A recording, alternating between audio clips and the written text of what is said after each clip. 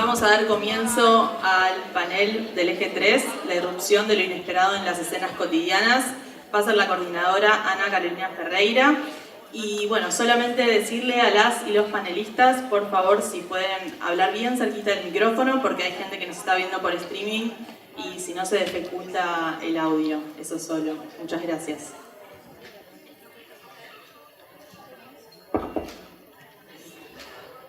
Bueno, buenos días.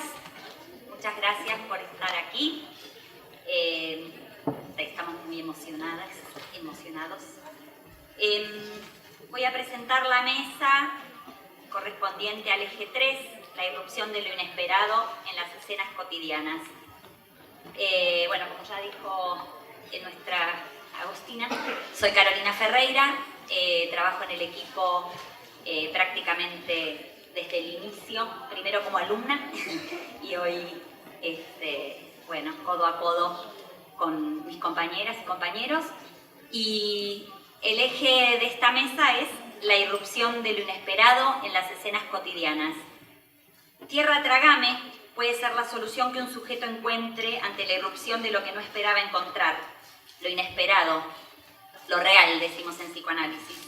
Pero también puede pedir ese sujeto que le tiren una soga que le permita enlazarse a algo o a alguien. Escucharemos distintas versiones que dan cuenta de distintos modos de abordar la cuestión que nos convoca, la de la irrupción de lo inesperado en las escenas cotidianas. Tenemos una hermosa mesa muy heterogénea, de izquierda a derecha. Tienen los currículums impresos, así que voy a ser como breve en la presentación de cada uno. De izquierda a derecha tenemos a nuestro internacional Leandro de la Jonquière, rosarino de nacimiento y habitante del mundo, doctor en psicología y en educación, y bueno, un currículum muy extenso, autor de varios libros, actualmente residente en París, en la Universidad París 8, y bueno, le sigue Silvia Duchaski,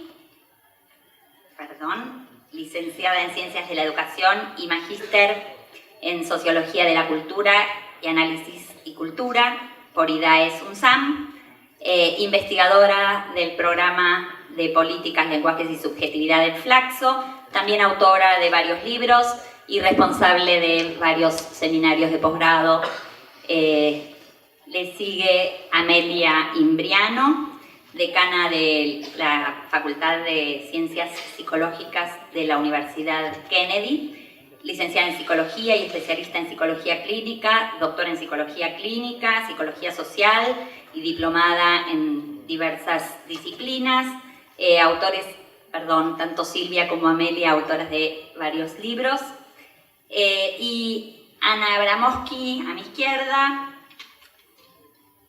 profesora y licenciada en Ciencias de la Educación, magíster en Ciencias Sociales por la Flaxo, directora y coordinadora del Diploma Superior en Educación, Imágenes y Medios, coordinadora del Núcleo de Estudios Sociales, Intimidad, Afectos y Emociones, y autora y coautora también de varios libros.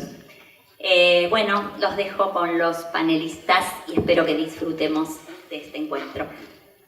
Bien, bueno, gracias. Les voy a leer un texto que se titula Más allá de lo traumático, el sujeto. Y cuando lo escribí fue pensando en el intercambio de algunas ideas con Perla, justamente de hacer algo que aportara algunas ideas en el sentido de una discusión propedéutica, a lo que mis colegas de mesa van a trabajar de forma mucho más específica. Bueno, así como el siglo XX fue un cambalacho de Biblias y califones, hay un tango, no sabe. El XXI parece venirse como el siglo del traumatismo generalizado. No habiendo vulnerabilidad que aguante, todos pasamos a ser víctimas de algo a la espera de que se nos pregunte, che, ¿qué te han hecho? Si interesados estamos de interrogar teorías y prácticas socioeducativas referidas de una u otra forma al psicoanálisis, Creo entonces ser pertinente devolver de forma propedéutica a Freud y a su manera de posicionarse delante de la idea de trauma que comenzó a entrar en escena a fines del siglo XIX. No le cabe a Freud haber propuesto la idea. En realidad, su entrada en escena mucho antes de la invención del psicoanálisis es en sí misma constitutiva de un incipiente campo psicoterápico a fines del siglo XIX, gracias a una operación de importación conceptual del dominio médico y particularmente la ortopedia. Así como el organismo y su equilibrio homeostático sufren de los golpes de la guerra y de accidentes variados, el alma también puede ser lastimada por vivencias diversas llamadas de traumas psíquicos.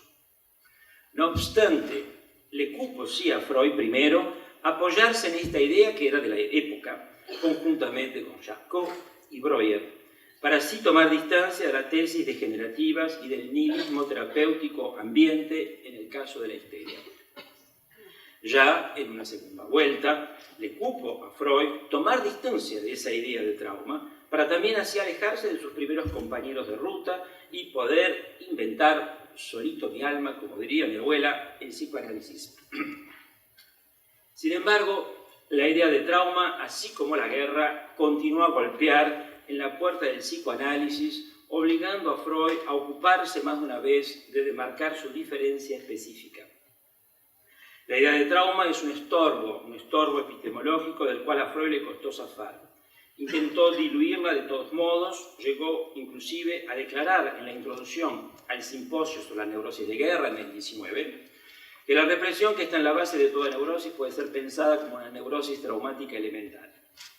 Personalmente no creo que la mejor manera de acercarse a la cuestión del sufrimiento sea tomar por el atajo del trauma, por lo tanto les propongo aquí que tomemos otro camino.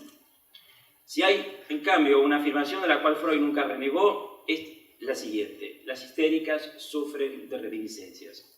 Fue estampada por primera vez en el 85 en el texto Estudios sobre la histeria, despejando así la ruta del psicoanálisis. Freud la repetirá por ocasión de sus conferencias en la Clark University en 1909 y al final de su vida en el texto Construcciones en el psicoanálisis de 1937. Pero el problema es que debemos entender por reminiscencias. El lenguaje cotidiano, y es como la forma que lo usamos en portugués, en francés, en español, hoy en día, reminiscencia significa un vago recuerdo, pero no es esa la acepción que usa Freud. Sin embargo, en filosofía, de donde Freud la saca, la palabra significa saber ignorado, un saber ignorado de lo que se ha vivido antes. Es precisamente en este sentido que fue utilizado por primera vez en la historia por Platón, quien dirá que el conocimiento es posible gracias a las reminiscencias. Freud, a su vez, la tomará de Platón, pero a su manera, dejando de lado su cuestionamiento epistemológico para ocuparse de un debate completamente ajeno al mundo de los griegos. Es el debate que atañe a la historia y al tiempo. En suma, las reminiscencias freudianas, si bien se parecen, no son las de la filosofía ni las del lenguaje corriente, pero tampoco sí son las del lenguaje corriente. Es decir, más allá del alma tanguera, los vagos recuerdos no nos hacen sufrir. La afirmación de que los histéricos sufren de reminiscencias significa que el sufrimiento no es ni simulado ni la manifestación de una biología incurable, ni tampoco el rastro de una acción violenta del medio sobre la persona. La afirmación de Freud quiere decir que el sufrimiento tiene una historia. ¿Cuál será entonces la idea que Freud se hace de la historia? Más aún cuando en su texto Construcciones en psicoanálisis, Freud parece decir lo contrario, ya que en ese texto dice la enfermedad no es una cuestión de orden histórico. Que Freud no sabe lo que dice. Para entender esta afirmación debemos retomar el texto Recuerdo, repetición y elaboración del 14. Si bien en este Freud no se vale de la palabra reminiscencia, pero sí de la palabra repetición. No obstante, no utiliza el término automatismo de repetición, por el cual habrá que esperar algunos años.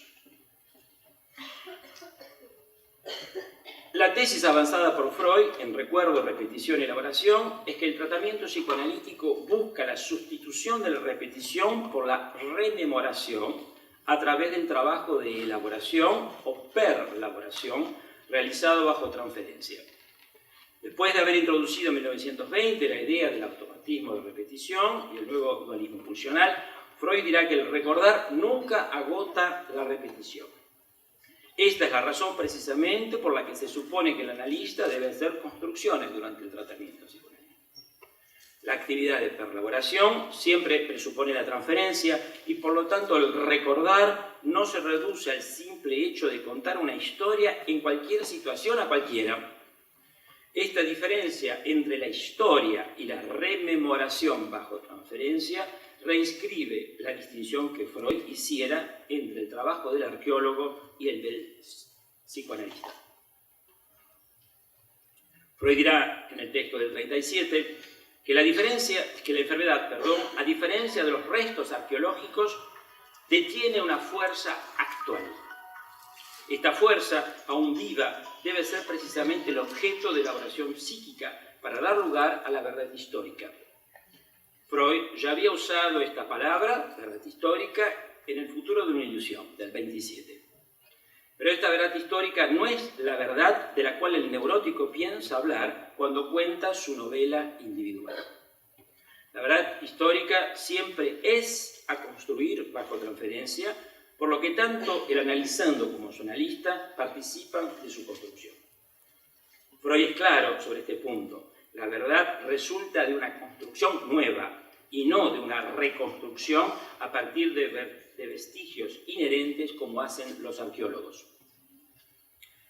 Entonces, ahora podemos entender la afirmación de que la neurosis no sería de orden histórico. En el texto Construcción en el análisis, Freud intenta cuestionar la idea banal de la historia como sinónimo de pasado. Básicamente, el hecho de haber recuperado el término platónico de reminiscencias permite a Freud formular la siguiente paradoja. El pasado no ha pasado. En este sentido, debemos subvertir la línea corriente del tiempo, pasado, presente, futuro. Dicho esto, los histéricos, aunque sufran de reminiscencias, no sufren del pasado. Decir que el pasado no ha pasado implica una subversión de la linealidad de la historia. La experiencia de la temporalidad fue objeto de grande debate intelectual en el siglo XIX. Freud traslada de hacerse un lugar entre Hegel, por un lado, como representante de la idea de la historia como progreso, y por el otro los personajes más importantes del romanticismo alemán, como Schopenhauer y Nietzsche, para quienes, al contrario, no hay progreso posible. La salida singular que Freud encontrará para no quedar atrapado entre los filósofos alemanes es afirmar que la repetición no se opone a la historia. De hecho, no hay una sin la otra, y por lo tanto la repetición conlleva en sí misma la diferencia. Freud se ocupó de la cuestión de la temporalidad con las herramientas de su tiempo. El problema es que esas herramientas no eran apropiadas para la tarea, y por el otro, esas mismas herramientas ya habían estado siendo cuestionadas en aquella época.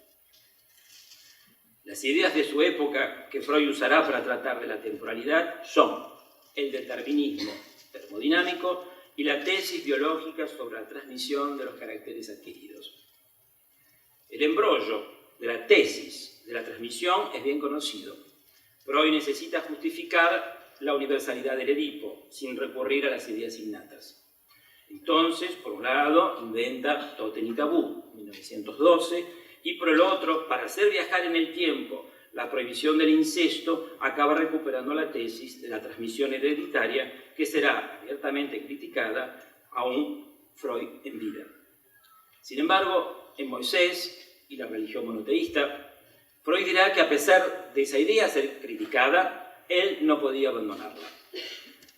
Por el otro lado, menos conocido es el hecho de que Freud encuentra apoyo en la termodinámica de su época para distanciarse de la neurología y su cerebro con el fin de inventar el psicoanálisis y el aparato psíquico. Sin embargo, este recurso a la termodinámica clásica trae aparejado un inconveniente. La termodinámica clásica supone justamente que los sistemas son cerrados y irreversibles. Freud intentará encontrar una salida formulando su tesis sobre la determinación psíquica. Entonces, no se trata de un determinismo a la Newton clásico. Este nuevo determinismo psíquico, sin ser determinista en el sentido clásico, no puede entenderse sin el recurso de Freud a la idea del efecto retardado. Ambas nociones se presuponen. En este sentido, el determinismo psíquico solo opera a posteriori y, por lo tanto, el así llamado trauma psíquico no es en el presente, sino que se conjuga en el tiempo del futuro anterior. El trauma habrá sido cuando aparezcan los síntomas. Al contrario, el funcionamiento psíquico es a priori indeterminado. Las nociones bastante sui generis de sobredeterminación y a posteriori, o après coup, como dicen los franceses, se le impusieron a Freud para no quedarse prisionero del pensamiento determinista clásico. Retomemos ahora esta idea de que el aparato psíquico no es el cerebro, pues trátase de una máquina de recuerdos, pero de recuerdos muy especiales, tan especiales que Freud tuvo que inventar una palabra. Esa palabra en español es representante representativo, en principio me parece que es la traducción consensual. La famosa Vortellus representans. Entonces, el aparato psíquico no es una simple máquina del tiempo como aquella que inventara el británico Herbert Wells, por la misma época en que Freud escribía el proyecto de una psicología para neurólogos. El aparato psíquico es una máquina de fabricar el tiempo. Yo tomé de las poesías la palabra hornea el tiempo. La palabra hornea el tiempo, y el tiempo, como decía Martín Fierro, no es nada más ni nada menos que tardanza de lo que está por venir. Ahora ocupémonos del uso que Freud hace del término historia y voy corriendo. En mi opinión, el término historia significa tres cosas, dependiendo del contexto. Lo vivido por la persona, que no es otra cosa que lo real, que permanece entre percepción y conciencia, según la tópica presentada en la carta 52 a Fliss. El relato yoico o la novela imaginaria del neurótico. En este sentido, podemos decir que el yo es un yo historiador. Y la actividad de perlaboración o de historización subjetivante bajo transferencia. Es decir, la historia como un operador de simbolización. Dicho esto, no hay duda acerca de la distinción freudiana entre relato yoico y perlaboración. Sin embargo, es más fácil hacerse una idea de lo real de la historia. En mi opinión, son los textos futuros de una ilusión y Moisés, religión monoteísta, que nos dan la clave. Esos textos se construyen a partir de dos suposiciones de Freud. La primera, la verdad histórica y la verdad material no deben ser confundidas. Es decir, hay una diferencia entre lo que se puede construir en un análisis y eso que siempre resta al margen. Dos, los síntomas, los sistemas religiosos y las alucinaciones, decía Freud, ocultan la verdad histórica. Es precisamente ese fragmento aún vivo, entretejido por represiones psíquicas, que deberá advenir o surgir gracias al proceso de historización en un análisis. Pero este proceso no debe ser entendido a la manera del historicista, es decir, conforme aprendimos en la escuela.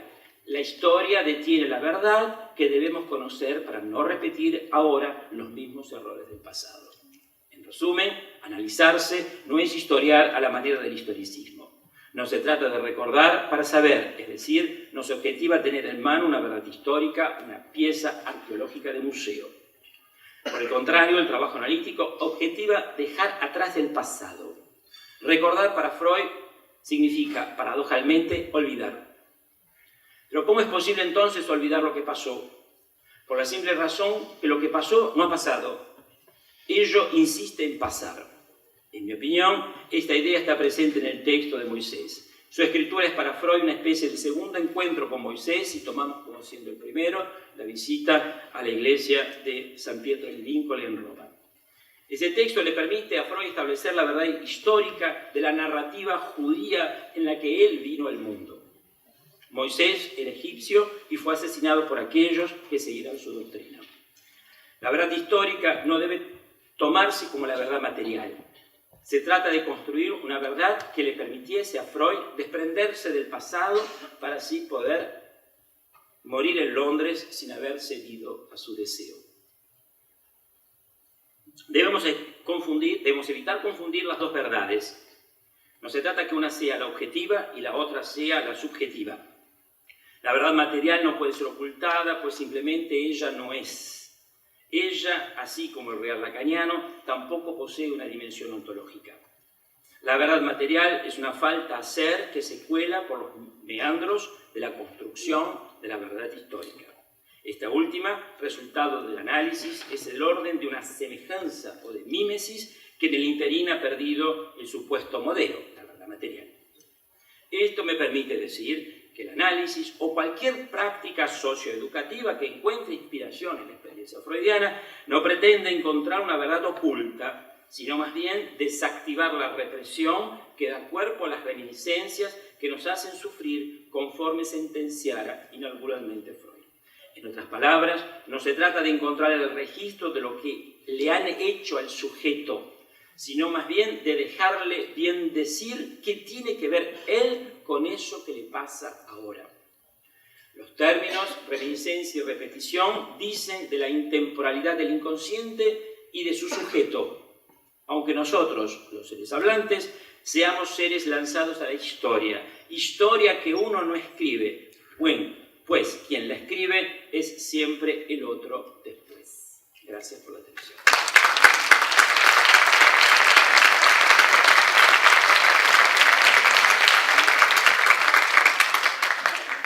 Bueno, muchas gracias, Leandro. Le damos la palabra a Silvia. Vamos a dejar las palabras y comentarios y preguntas para el final de la mesa. Bueno, hola, buen día a todos. Gracias, Perla, por la invitación. Como el tiempo es tan corto, uno a veces siente que necesita más para desarrollar alguna idea. Voy a empezar a leer. El título de la ponencia se llama Cuerpos que exceden los códigos. Juan muerde a Lian. Sucede apenas ingresan los niños a la sala. La maestra baraja el caos de la entrada, instante en que casualmente está de espalda al lecho. «Mira, boluda, ¿no ves que está mordiendo a mi hijo?», grita desaforada la cafetera. Ella, la mamá de Lian, vende café en la zona de Warnes del barrio de Chacarita, próxima a la estación de tren.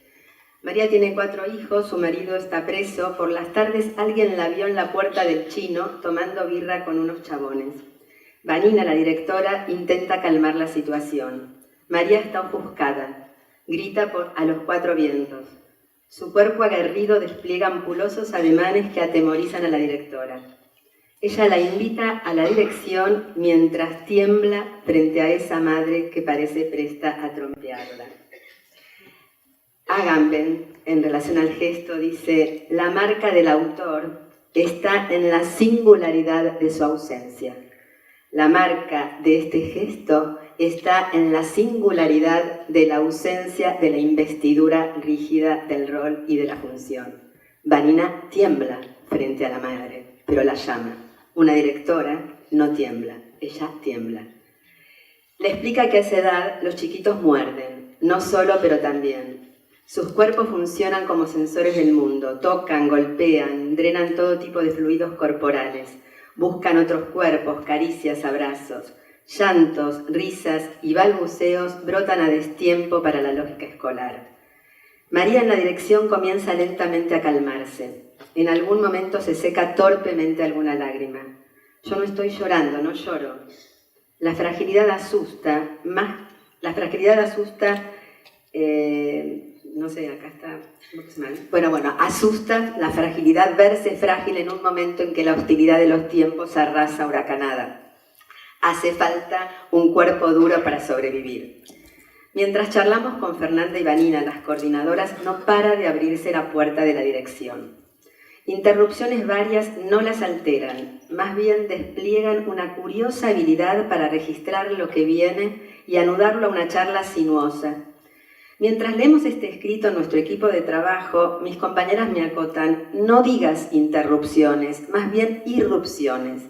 La interrupción supone que algo que se está desarrollando sufre un suspenso. La irrupción, en cambio, alude a la entrada ineludible de un suceso que porta una fuerza, porta una sensibilidad. Me voy acostumbrando a esta dinámica que comienza a resultarme una señal de la singularidad porosa de esta escuela. Se abre nuevamente la puerta, pero esta vez quien lo hace reclama la atención de las coordinadoras. Ya llegaron, sola no puedo. Venga alguna, sola no puedo. La maestra reclama la presencia de una de ellas para la entrevista con unos papás. Me extraña la palabra entrevista, como si el uso de un lenguaje formalizado resultara fuera de lugar aquí. El dispositivo entrevista carga con mucho supuesto, código de intercambio compartido, confianza desmedida en la comunicación, diferencial de posiciones parlantes. La reinvención de la pedagogía. Y las distancias se ensanchan y la energía se agota. Comparto este escrito con un amigo, doctor en filosofía, y muy atinadamente suma este párrafo. Guardia alta, momento clave. La guardia alta de la mamá de Lian la lleva consigo. La tiene que inventar. Seguramente la vio en otros y otras, pero el guión y las formas son singulares. En cambio, la moral pedagógica es un mecanismo de defensa ya estandarizado, por lo cual ante la misma vulnerabilidad, la de los maestros y la de la mamá de Lian, los maestros se escudan en algo, y cuando lo hacen, cuando se escudan, se agranda la distancia entre seres que en definitiva son muy próximos. Los aproxima la vulnerabilidad. Me quedo pensando en los cuerpos. Comparto con Vanina impresiones caóticas en torno de esta imagen. El cuerpo en este jardín se expone como una materialidad viva. Imposible cazar el tono de esta escuela, sus derivas, sus zonas problemáticas, a expensas de pensar el cuerpo como mecanismo que sostiene una dinámica inacabada.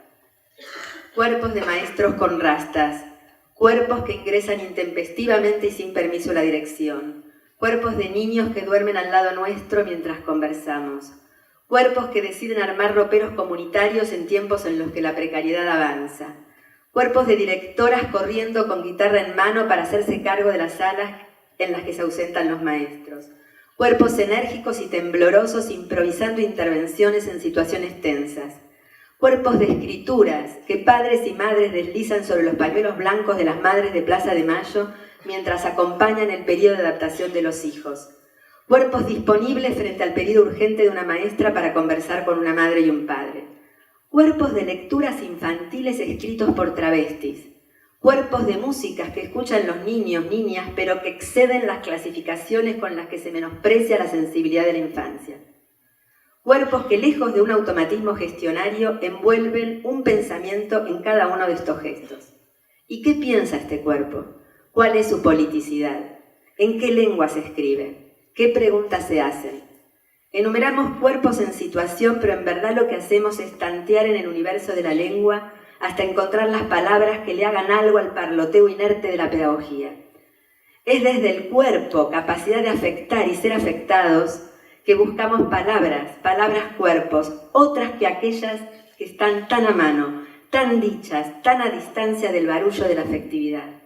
Suma Pablo Rodríguez, este amigo que hablaba antes. Acá en el cuerpo aparecería lo otro de esa moral pedagógica que funciona como escudo. O sea, esos cuerpos con rastas, intervenidos, mezclados, no compatibilizan con el cuerpo escolar que paradójicamente no habita la escuela. Siempre puede haber una tensión entre el cuerpo que dice otra cosa que lo que pide la moral, simplemente porque esa moral no llega a ningún cuerpo. ¿Qué le pasa al cuerpo en el exceso de inmediatez? ¿Qué le pasa cuando la velocidad del movimiento y las urgencias le restan la ralentización que necesita el pensamiento?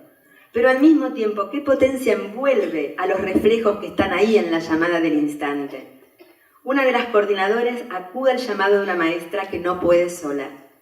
En el medio del relato comenta que a la docente le preocupa que los papás no entienden el encuadre. ¿No será que la impotencia es del encuadre? ¿No será que la demanda de la presencia directiva encubre ahí la pregunta por la brecha que se impone cuando el encuadre reemplaza a la escucha? El cuerpo no es lo que portamos. Es innegable que esta materialidad física que se siente, se huele, se traslada, se emociona, exuda, habla y se manifiesta sensitivamente es un cuerpo, pero el cuerpo que nos interesa no es ese del funcionamiento automático. El cuerpo que nos interesa es el que escucha, el que interrumpe la vorágine aunque no la abandona, el que lee contraevidencias, el que perfora inercias. El cuerpo que queremos pensar es el que pregunta por aquello que no entiende, ese que trabaja con las capas sensibles, tentando gestos, palabras, aproximándose. El cuerpo que deseamos investigar es el de las mutaciones que se efectúan como efecto de choques involuntarios. Habría un supuesto que necesitamos abandonar. aquel que cree que el pensamiento acontece en escenarios adecuados a una actividad que se imagina separada del traqueteo del vivir. Libros a la vista, especialistas ofreciendo interpretaciones, calma en el ambiente, interferencias controladas. Una buena idea, una buena pregunta puede acontecer en el medio de las corridas, en lo intempestivo del tiempo. ¿Y cómo advertirlo? Ecos que resuenan, imágenes que brotan, visualizaciones nuevas. Otro tono en las reacciones, otra percepción, otra manera de recibir lo que nos pasa. Emociones que no se anquilosan, problemas que se desplazan. Pensemos esto. Habría distintas velocidades corpóreas, ritmos inmediatos, urgentes, intempestivos, visionarios, reverberantes, plásticos, duros, diferenciables. La cuestión es mantener la pregunta viva. ¿Qué hacemos cuando hacemos lo que hacemos? ¿Qué queda resonando en nosotros, en el ambiente, en los vínculos? Pensemos que una escuela no es lo que la define, sino lo que la excede, pero lo que la excede a las representaciones que todo acomodan. En principio, porque el ser de todas las cosas existe en movimiento. El exceso no es lo que sobra, ni siquiera lo que nos abruma, porque desborda nuestra función, la tarea programada, el universo de expectativas. El exceso no serían los padres o madres que llegan a cualquier hora, los pibes o pibas que muerden, las mamás enojadas, los papás enojados, los maestros o maestras huidizos a las normas, las tensiones entre compañeros, el cansancio. El exceso es una reserva de devenir, de diferenciación, de derivas. Flota en todas las situaciones, pero no como dato, no como anécdota y menos como interpretación apresurada, sino como fuerza que vinculada a otras fuerzas efectúa algo imprevisto que altera en algún grado los modos de estar juntos. Pensar la escuela como cuerpo, entonces, es no solo admitir que lo es por su potencia de mutación, sino porque siendo así, nada sabemos separadas de las afecciones que nos toman. Pensar la escuela como cuerpo es amoralizarla, ni buena ni mala a priori. Pensarla como cuerpo es situarla en estado de investigación. Solo desde aquí el ideal moral deviene en ética. Bueno, ya hay que saltear algunas cosas. Una situación breve. Rancheo en el patio. Los nenes se mueven con velocidad, caen y chocan, se levantan, siguen deambulando. Los maestros están lejos. Les digo que se acerquen. Desde lejos es peligroso. Están lejos. Si alguien está por caer, no llegás. Es una cuestión de sentido común. Algunos de los maestros están de pie y otros sentados sobre las mantitas. Echarse en las mantitas de las tejedoras es casi una atracción fatal. Mientras tanto, una madera vuela y golpea en la frente de un nene. Sangra, llora. La maestra reacciona, se levanta, acude, ya es tarde. Cada hecho exige una respuesta particular. Adelanto una hipótesis. El problema no está en la detonación de lo inesperado o lo indeseable. El problema en su singularidad comienza a delinearse cuando nos encontramos todos experimentando variaciones afectivas. Tengo que saltear cosas. Hay un niño que llora. No va. A ver, la ranchada. Para los maestros no hay ningún problema si el problema se reduce a cómo se cuida a un niño que no se cae, que obviamente es un problema. Pero el problema, la pregunta sería otra. ¿Maestros 5 horas con niños pequeños necesitarán un respiro? ¿Una proximidad entre pares? Cada problema tiene la solución que se merece su formulación, insiste Deleuze. Y la formulación no está planteada en todas sus dimensiones si ya sabemos que el problema se reduce a lo que deseamos evitar, como no caerse el niño. Si el problema no es también de los maestros, no estamos en problemas. Pero el problema de los maestros o maestras no se agota en el cuidado de los niños, ni el saber a transmitir. ¿Pueden los maestros estar al pie del cañón 5 horas ininterrumpidas, albergando la energía arrolladora de los pequeños, sin que implique para ellos una curiosidad de investigación estar ahí? La escuela como cuerpo necesita reinventarse. Ya no la redentora institución cuyos destinatarios son exclusivamente los niños. Ya no la función que se sostiene sobre maestros aguerridos y voluntariosos. Ya no la escuela que supone códigos compartidos entre actores escolares y familias. Una madre puede ser suficientemente buena en un reino suficientemente sólido, decía Leucowicz. Unos maestros pueden ser suficientemente previsibles en un suelo en el que los niños se prestan fácil al moldeado. Una directora puede ser eficazmente esperable en un terreno de jerarquías operando. Frágil el niño, frágil el adulto, insistía Leucowicz. La escuela cuerpo es la solución, el desplazamiento de una escuela de roles y funciones, de interacciones entre seres ya individuados, ya establecidos, a una escuela que se efectúa en una dinámica colectiva que carece de premisa comunitaria y de finalidad a alcanzar. En este plano no es el niño en tanto sujeto predecible el que entra en contacto con docentes estructurados. No es la madre o el padre los que interactúan con agentes educativos, cada uno de ellos considerados individuos anudados a una función. Se trata de encontrar eso que Muriel Combes, leyendo a Simondon, llama lo más íntimo de nosotros, lo que experimentado bajo un signo de singularidad pertenece menos a una esfera privada, menos a una individuación acabada que a un terreno impersonal y de relación. Lo colectivo sin finalidad, sin premisa, sin corporación, sin muchedumbre, sin pretensión de todo, se va gestando en la escucha de esos flujos de afectos que hacen de todos seres inconclusos. Ya termino. Lo real de la escuela se materializa más en la resonancia de los actos entre sí que en la relación causal entre términos de una estructura. No es a través de normas implícitas o explícitas que se efectúa lo colectivo, sino en la escucha de la reserva de una potencia de diferenciación común a todo lo que es. La lengua de la escuela cuerpo es la que piensa las afecciones que tocan a todos los próximos, no los sentimientos eminentemente personales, sino eso que nos hace devenir y devenir de las relaciones. Gracias, perdón el apuro. Muchas gracias. Parece que ante el tiempo como real, la lectura también es no toda. Le damos la palabra a Amelia.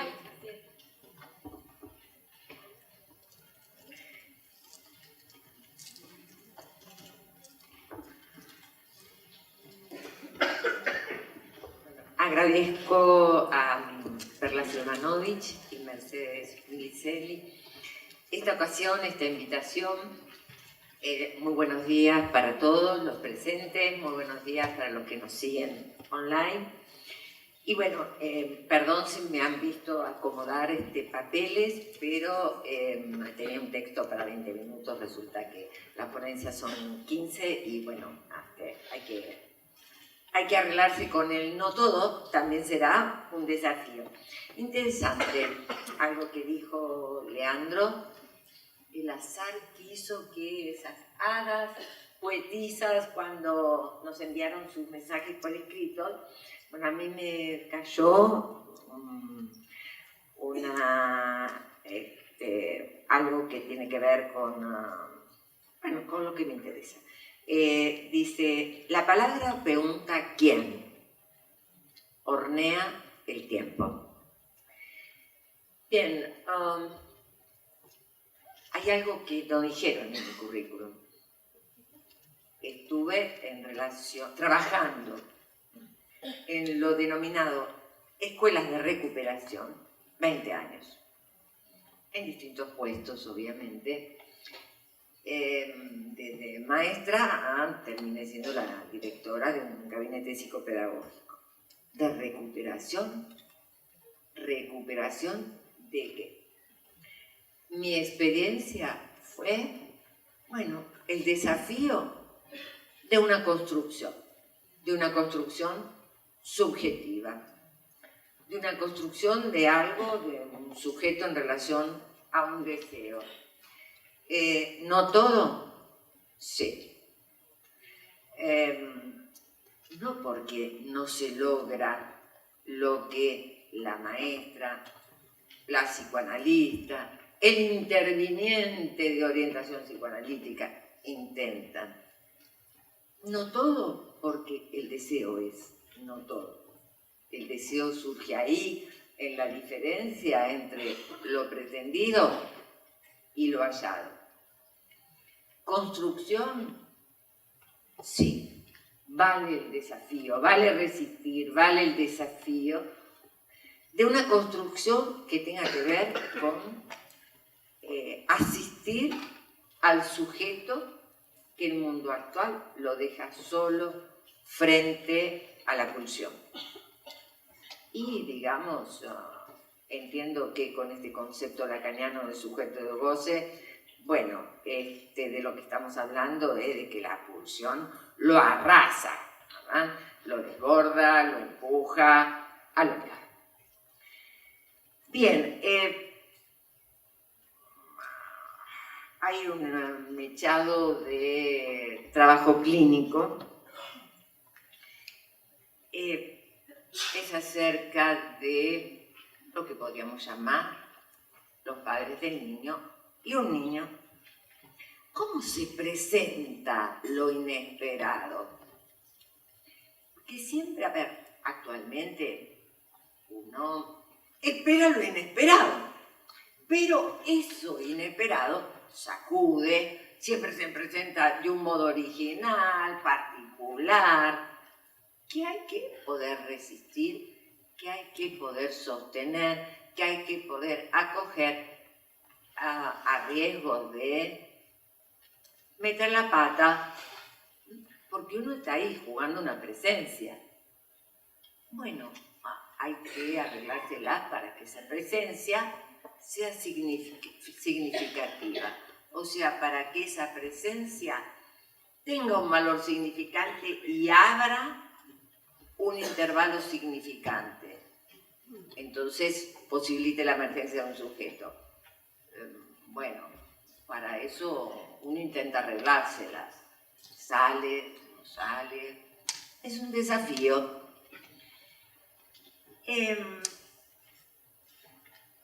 Hay una quinta entrevista, porque primero recibí a la pareja de la mamá, a la que yo llamé padre.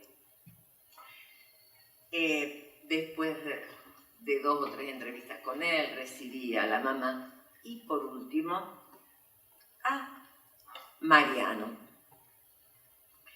Mariano dice, le llamé Mario, María y Mariano, porque si bien parecía una familia absolutamente disyunta, que se presentaba como no familia,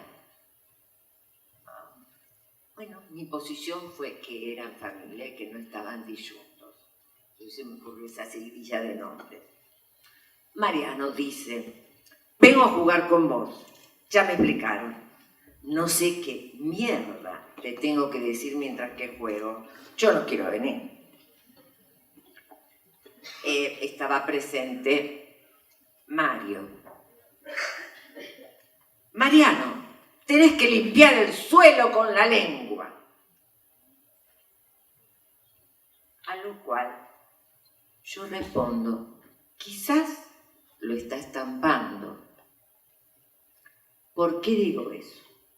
Porque cuando Mariano entra al consultorio, se tira pedos, eructa, se mete los dedos en la nariz, se rasca los genitales y escupe al suelo. Unos buenos gargajos.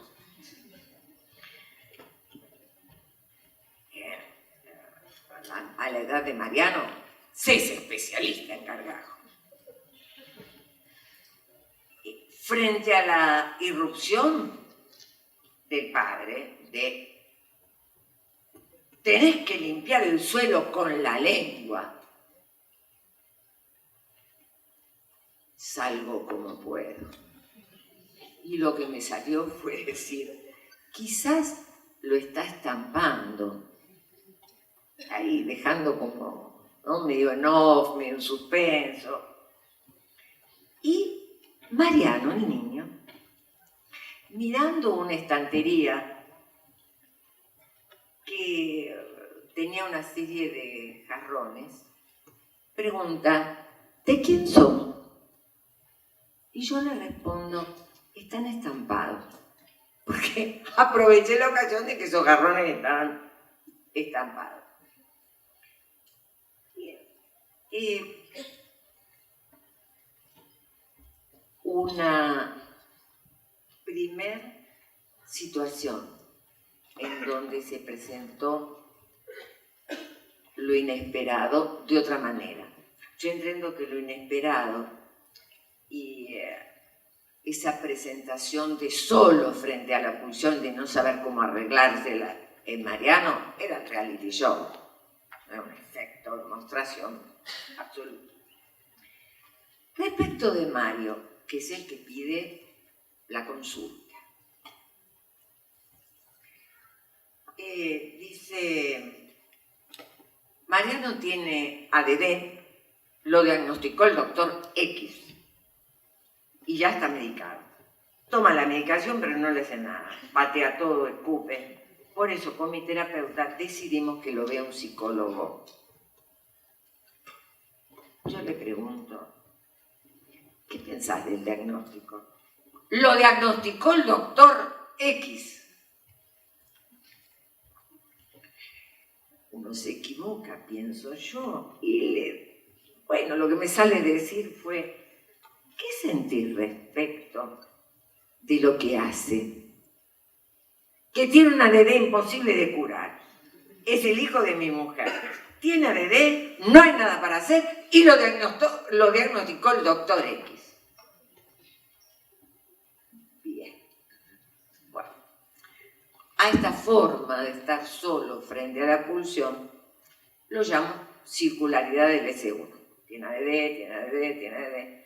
Más allá de obediente a las marcas, doctor X, alguien famoso, actúa como marca, como quien dijera a la zapatilla, marca tal, y entonces de la mejor no se va a romper. Bien. Otra situación que recorté es cuando viene María. Soy mala madre, soy la culpable. ¿Qué querés que haga con el DN? Pásame unos tips. Hago lo que puedo y digo, yo trabajo diferente. Primero me gustaría comprenderte, a vos, escucharte. Respuesta, no hay nada que comprender. Mario dice que soy un desastre y tiene razón, lo soy. Yo sigo calladita y dice, pero a él le gustó así. Me conoció peor. De adolescente en el secundario me comencé a drogar. Marihuana, algunas pastillas. Y cuando salía chupaba mucho. Dejé el colegio. A los 15 me embaracé de un compañero de colegio. Lo tuve a los 16. Mi mamá quiso que continuara el embarazo y me prometió que ella lo cuidaría. Pero cuando nació Mario, la mamá se fue con otro hombre.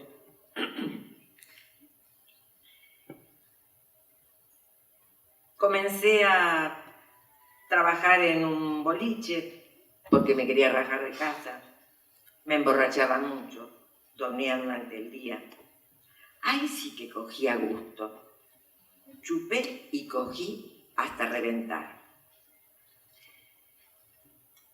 Bien, quizás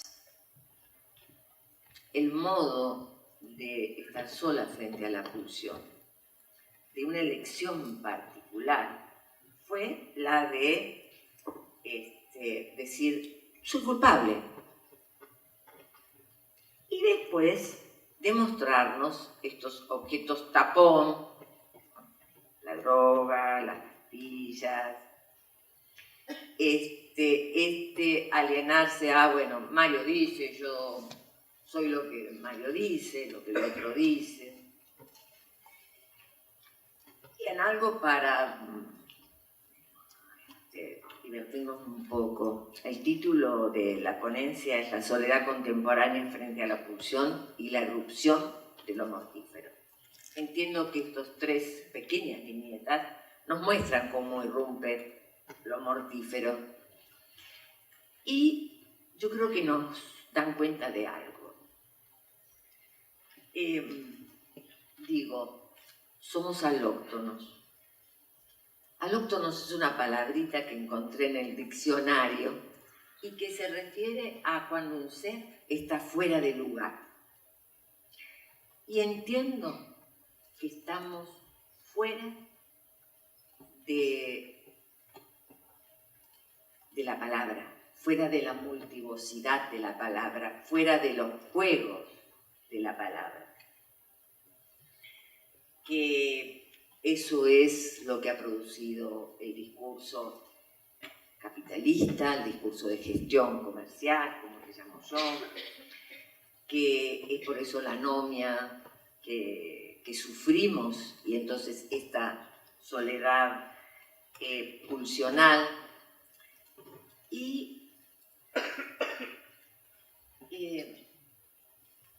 me alegra que aquí estamos muchos en la mesa anterior, va a haber 3 días de trabajo, pero somos muchos los que nos hemos convocado, no solamente porque apostamos a resistir, sino porque apostamos a un desafío, a escuchar en estos distintos modos de presentación pulsional, a escuchar ahí la posibilidad de un sujeto que sufre y que requiere, que está llamando, que está pidiendo poder emerger como sujeto de palabra, o sea, sujeto en relación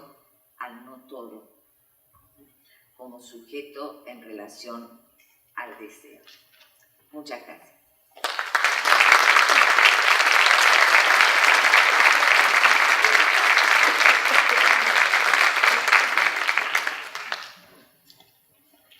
Bueno, le damos la palabra a Ana Abramos.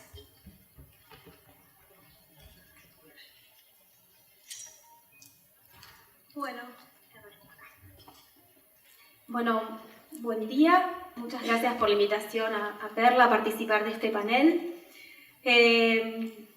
También traje algo para leer y que tiene un poco de respuestas vigentes frente a algunas de las cuestiones que fueron planteando recién en la mesa.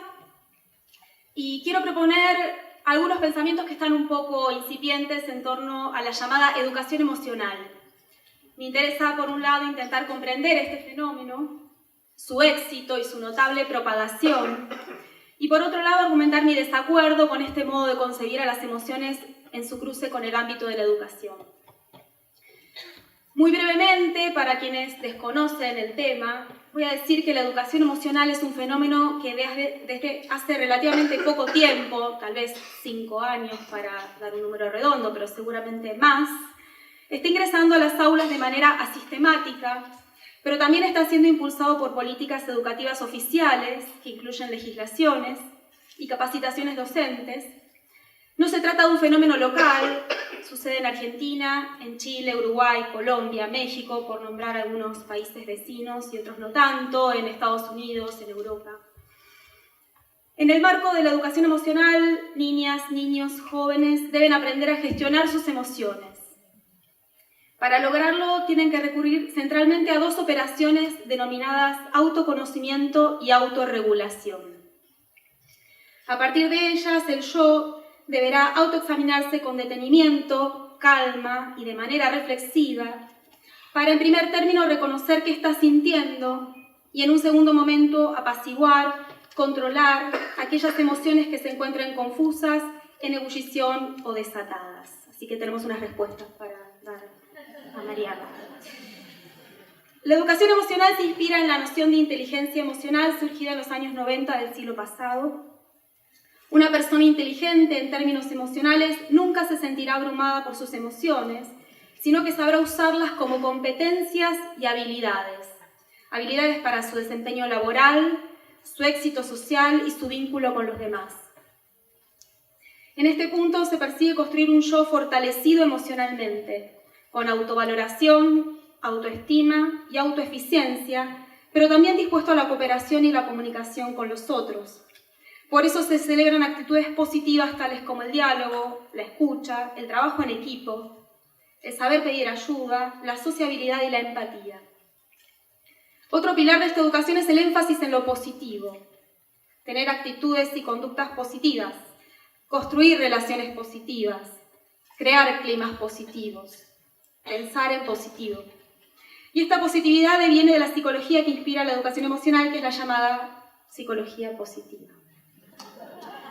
Por último, en su lucha contra las emociones negativas, la educación emocional promueve un horizonte de armonía, felicidad y bienestar. En consonancia con esto, propone una batería de recomendaciones ligadas a la relajación, la aceptación y la calma. Por ello se sugiere la práctica del yoga, la atención plena, ejercicios de respiración, danzas o pintura de mandalas. La educación emocional, como su nombre lo indica, propone educar explícita e intencionalmente las emociones, considerando las entidades objetivables, comprensibles, finitas, medibles, cuantificables, calculables, convertibles en habilidades y competencias.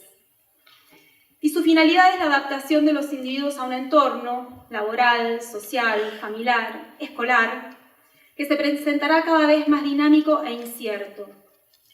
Y esta no es una lectura entre líneas. La palabra adaptación forma parte del vocabulario de la educación emocional. Me gustaría, luego de esta brevísima descripción, intentar avanzar en la comprensión de este fenómeno. Una primera pregunta que me hago y que les hago es ¿por qué hará falta que los niños, las niñas y los jóvenes aprendan en las escuelas a gestionar sus emociones? Una primera respuesta la encontramos mirando con algo de detenimiento el mundo laboral. Hoy las empresas evalúan y clasifican los perfiles emocionales de sus empleados y los mandan a talleres basados en los lineamientos de la inteligencia emocional. Buscan de este modo que modifiquen sus comportamientos en pos de maximizar su rendimiento, su eficiencia y aumentar la productividad. En su libro El futuro del alma, la socióloga Eve Luz, que estudia estos temas, da un ejemplo de la empresa L'Oréal del año 93 y dice que los vendedores seleccionados sobre la base de ciertas competencias emocionales venían anualmente $91.370 más que los vendedores seleccionados según los antiguos procesos. Y da unas cifras de millones de dólares de rentabilidad para aquellos empleados que están alfabetizados emocionalmente. Habría bastante más para decir sobre el manejo de las emociones y el mundo laboral, pero este asunto tal vez quede un poco lejos del día a día escolar. Maestras y maestros que echan mano a las sugerencias de la educación emocional no lo hacen, creo yo, teniendo en mente formar trabajadores eficientes. La educación emocional se presenta fundamentalmente dando respuestas a los problemas de violencia, maltrato, bullying y brinda herramientas para calmar la ansiedad y la hiperactividad. Con respecto a esto último, la educación emocional podría verse como una suerte de sucesora saludable de la medicalización infantil. Porque, digo, por el diagnóstico de ADD tal vez nos manden a hacer yoga. Es evidente que con sus recomendaciones y actividades, la educación emocional está colmando un vacío frente al desconcierto producido por lo que podríamos llamar la caída del régimen de las disciplinas. Y aquí hablo de las disciplinas en términos de Michel Foucault. El viejo poder disciplinario, prohibitivo, amenazante y represivo, que sancionaba y castigaba las faltas, está en decadencia. Sus mecanismos de regulación están siendo sustituidos por otros que se valen de la amabilidad y la positividad. El filósofo coreano Byung-Chul Han lo enuncia del siguiente modo. Cito, ineficiente es el poder disciplinario que con gran esfuerzo encorseta a los hombres de forma violenta con preceptos y prohibiciones. Radicalmente más eficiente es la técnica de poder que cuida de que los hombres se sometan a sí mismos al entramado de la dominación. Quiere activar, motivar, optimizar y no obstaculizar o someter. Su particular eficiencia se debe a que no actúa a través de la prohibición y la sustracción, sino de complacer y colmar. El poder inteligente, amable, no opera de frente contra la voluntad de los sujetos sometidos, sino que dirige esa voluntad a su favor. Es más afirmativo que negador, más seductor que represor. Se esfuerza en generar emociones positivas y en explotarlas. Seduce en lugar de prohibir.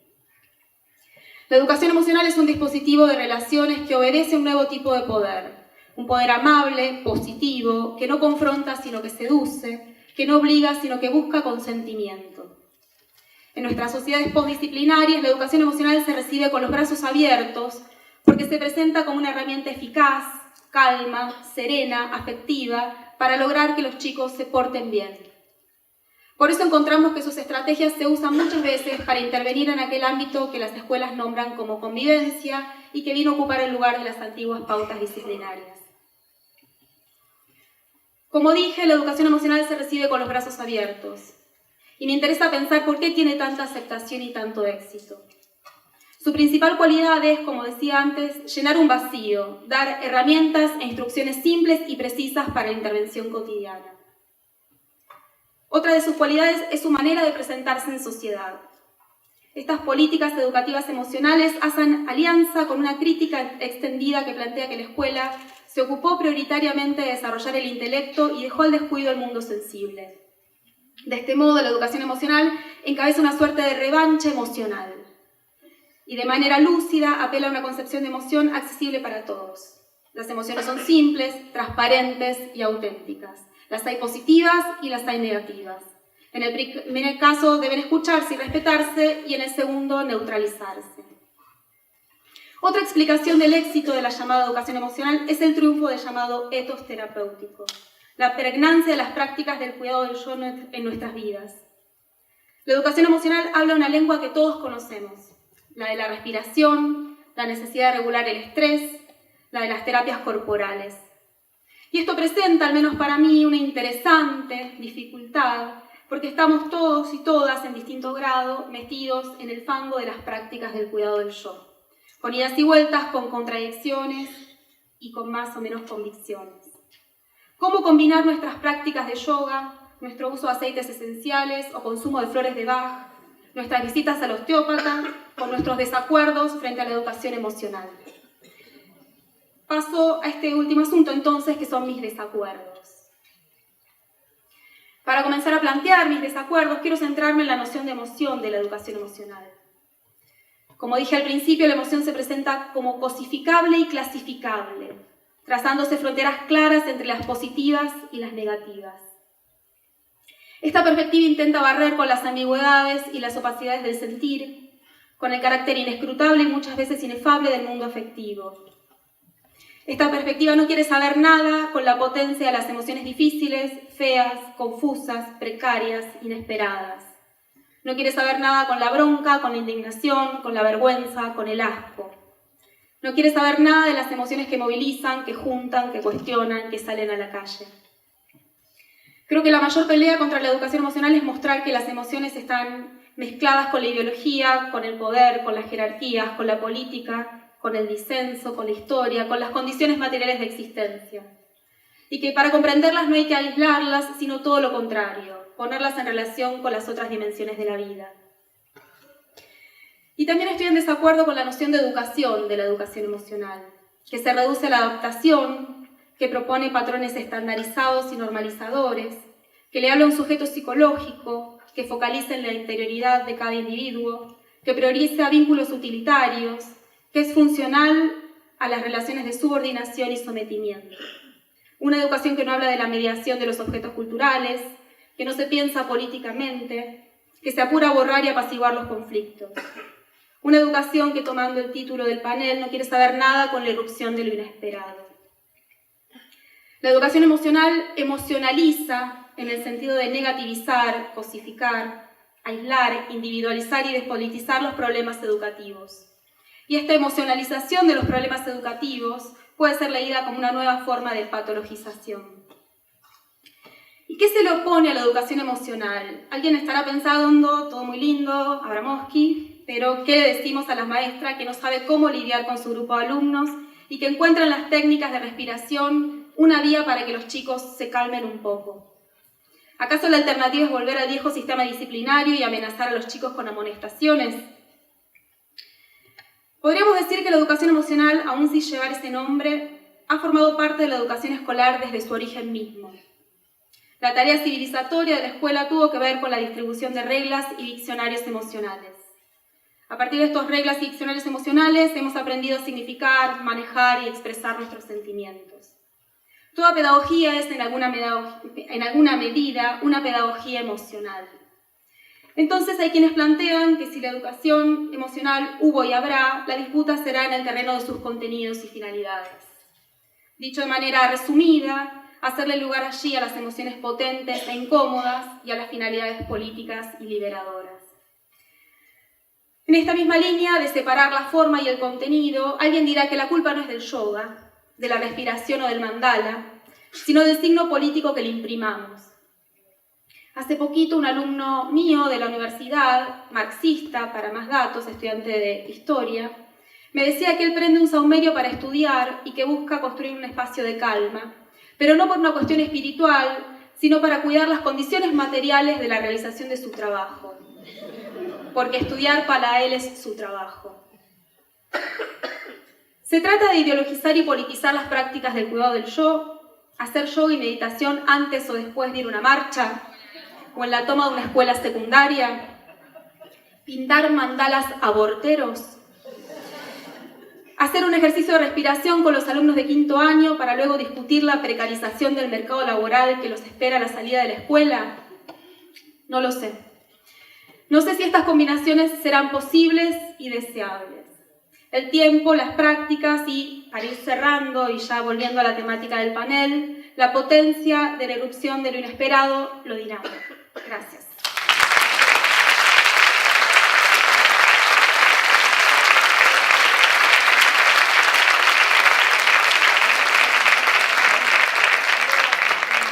Bueno, muchas gracias a los 4 y solamente 4 linitas que pretenden dar lugar a una conversación.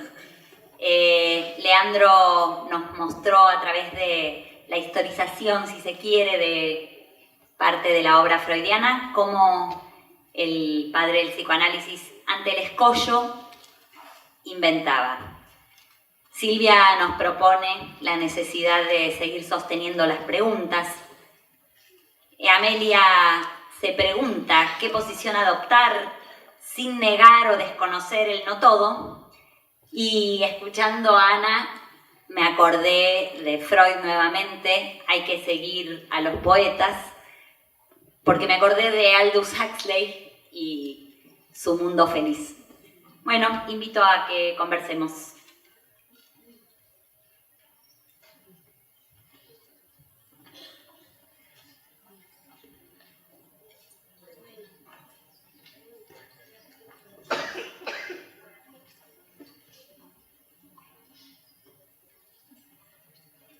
Hola, ¿qué tal? Bueno, ahora abrimos una ronda de preguntas al público. Vamos a circular justamente el micrófono para que puedan hacerlo desde sus asientos.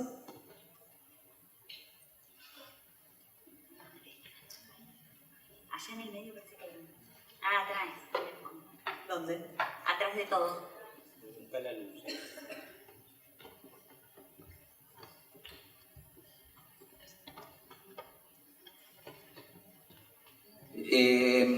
Una pregunta para Ana, que durante su exposición me escuché muchas cosas que me hicieron acordar de los discursos y los imaginarios de la escuela nueva. ¿Cómo lo pensás eso? ¿Cómo ves, si ves ahí continuidades, rupturas? ¿Cómo resuena eso para vos? Si hay más preguntas ya, armamos un grupito de 2 o 3 y después respondemos, pero si no... ¿Más preguntas? Si querés empezar a responder y después damos lugar a más preguntas. Acá hay una pregunta más. Bueno. Buenos días, Marcelo de Belo Horizonte. Me dirijo a Leandro porque me interesa mucho saber sobre la cuestión de trauma, que te sigo en la dirección de que inflacionamos tal vez el trauma en siglo XXI, pero te pones una otra, o desloca o desplaza la cuestión para otro punto y tal vez estuviese en la cuestión de repetición o sufrimiento, o mismo la cuestión de la verdad histórica, la verdad discursiva o otra cosa así. Yo quería que hablase más sobre los desplazamientos de la cuestión del trauma. Porque yo tengo en mi principio que tal vez el concepto de síntoma y síntoma como aquello que no funciona, que con lo cual el sujeto goza, el sujeto tiene una satisfacción funcional, puede nos dar una puerta para pensar la cuestión de lo inesperado en las condiciones sociales actuales. Hay otra pregunta más.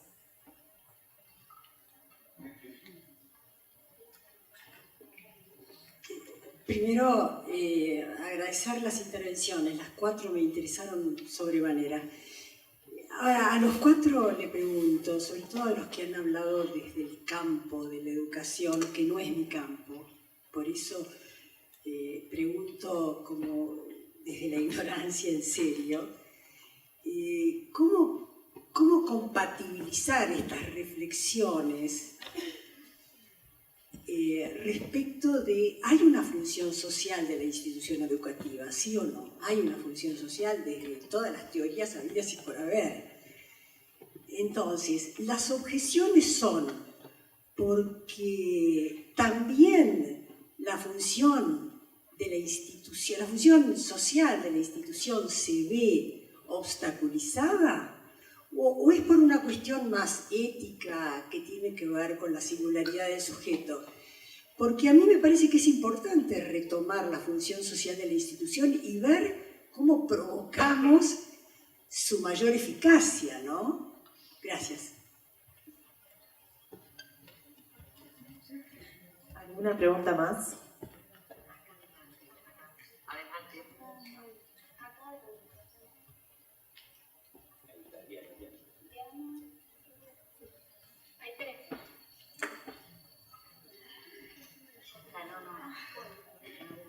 En realidad lo mío no es una pregunta, sino una reflexión citando a 2 poetas, ya que fue como una indicación de la primera mesa.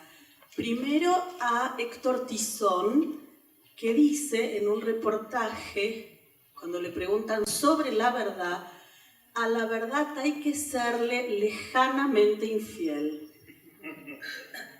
Y quiero citar a Graciela Montes, que dice que vivimos en una época de crisis de la ficción y que la ficción tan útil y tan humana está hoy en crisis.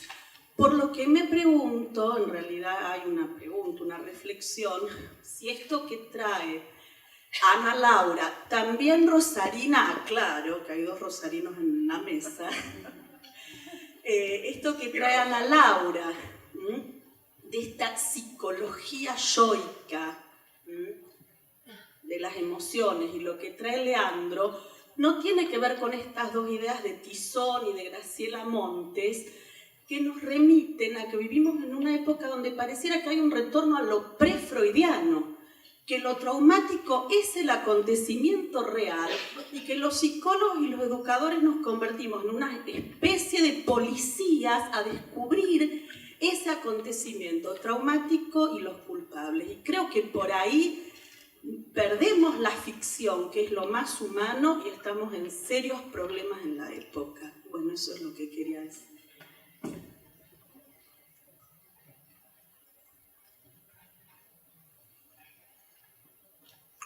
Acá hay una pregunta más y... Bueno, última pregunta.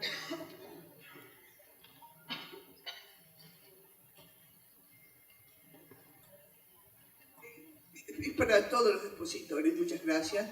En la cuestión de lo inesperado y en la cuestión de la institución escuela, como que lo inesperado no está permitido en la institución escuela. Por una pregunta que también surgió recién, ¿no? ¿Hasta dónde es la cuestión educativa de la educación? Porque todos plantearon la cuestión de lo inesperado como algo que no sucede todos los días.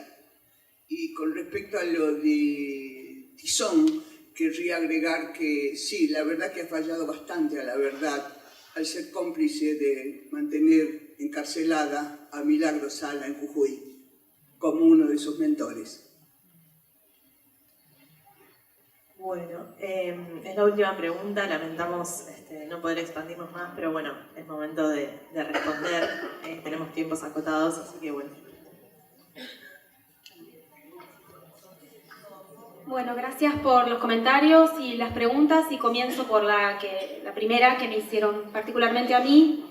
En relación a estos diálogos o estas resonancias con la escuela nueva, de lo que fui presentando, si hay continuidades y rupturas, yo creo que es importante trazar una genealogía de la afectividad en la escuela, de hecho me ocupo un poco de eso, y diría que no es solo desde la escuela nueva que está presente el lenguaje afectivizado en la educación, con lo cual no es que la educación emocional emerge de la nada, sino que hay un terreno fecundo para que se implanten estas políticas, y claro que hay continuidades y desplazamientos, y con sutileza es necesario ir viéndolos.